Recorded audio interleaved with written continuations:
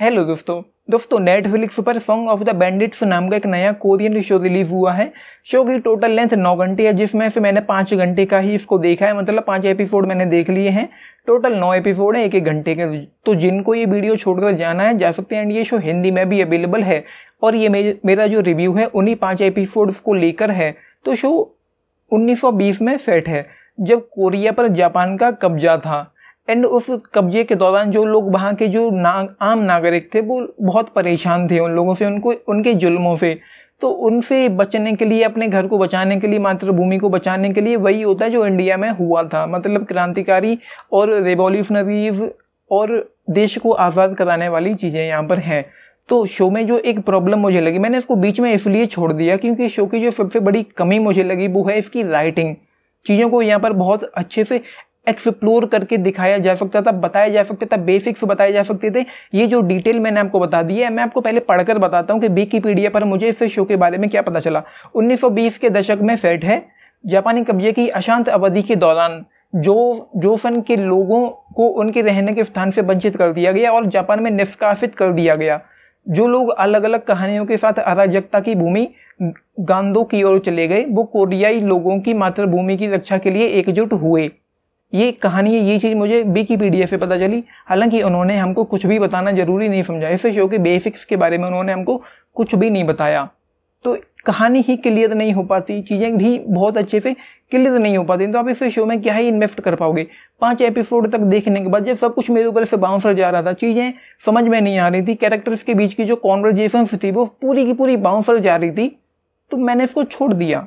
मैंने सोचा कि मैं क्या ही इस पर टाइम वेस्ट करूँ, क्यों इसको देखूँ, क्योंकि जब कुछ क्लियर ही नहीं हो पाता, कुछ बेसिक्स नहीं बताए हैं उन्होंने, एंड ना ही कोई इंटेंसिटी है, ना कोई एक्साइटमेंट है, ना कोई टेंशन है। जब यहाँ पर जैसा कि मैंने कहा, देश की आज़ादी, लड़ाई, उस तरह की चीज़ें यहाँ पर हैं, क्रांतिकारी हैं, तो वहाँ पर एक टेंशन भरा माहौल होना चाहिए, उसमें एक एक्साइटमेंट होनी चाहिए जो ऑडियंस को अपने साथ पूरी तरह से हुक एंड बुक करके रखे, जिसको देखने में आपको मज़ा आए। ऊपर से यहाँ पर इसकी 1 घंटे की लेंथ है जो वर्दी नहीं है। मतलब इसको डेवलप किया जाना चाहिए था, अच्छे से एक्सप्लोर किया जाना चाहिए था। इसकी जो कहानी है उसको अच्छे से लिखा जाना चाहिए था। राइटिंग जो होनी चाहिए थी वो अच्छी होनी चाहिए थी। स्क्रीन प्ले जो था वो अच्छा होना चाहिए था। इतना टाइट होता कि आपको हुक एंड बुक करके रख पाता, बट ये तो यार एंगेज तक नहीं कर पाता बहुत अच्छे से। मतलब 5 एपिसोड के बाद मैंने इसको छोड़ दिया। मेरे अंदर से एक भी एपिसोड के दौरान मेरे साथ क्या हो रहा था कि मैंने पहला एपिसोड देखा, 1 घंटे 9 मिनट जिसकी लेंथ थी। पहला एपिसोड मैंने देखा, मैंने सोचा चलो फर्स्ट एपिसोड है, सेकंड एपिसोड से चीज़ें अच्छी होंगी। सेकंड एपिसोड निकल गया, मैंने सोचा कि चलो तीसरे एपिसोड से चीज़ें अच्छी होना शुरू होंगी। इसी तरह से चौथा भी निकल गया, 5वां भी निकल गया, चीज़ें अच्छी होना शुरू नहीं हुई।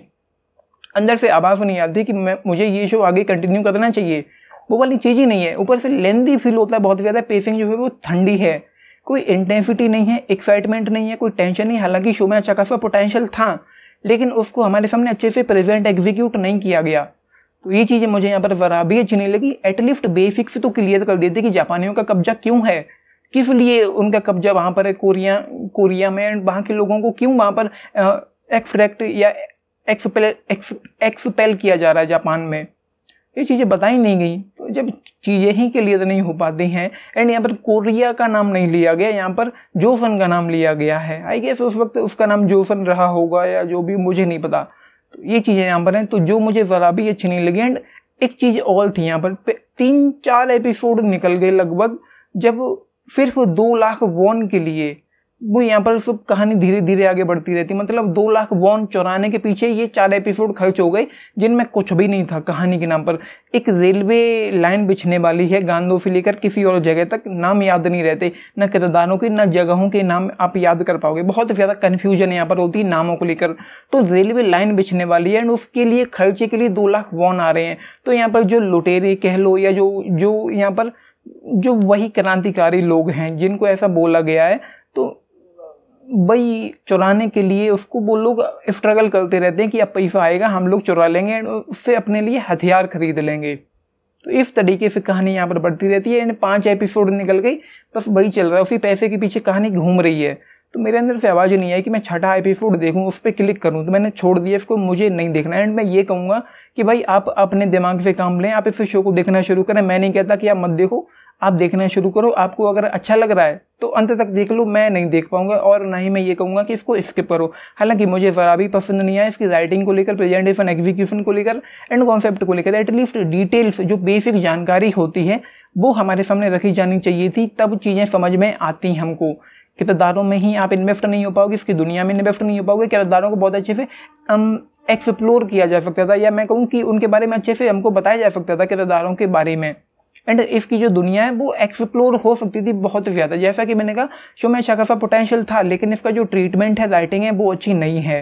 बाकी एक्टिंग वगैरह ठीक ठाक ही है, मतलब नाम तक मुझे याद नहीं है। एक ली योंग नाम का कोई बंदा था जो कभी गुलाम था, फिर उसके बाद उसको किसी ने गुलामी से आज़ाद करवाया, फौज में भर्ती करवाया एंड भर्ती करवाने के बाद वो रेवोल्यूशनरीज के साथ मिल गया, दोनों के बीच जंग दुश्मनी होगी, इस तरह की चीज़ें हुई।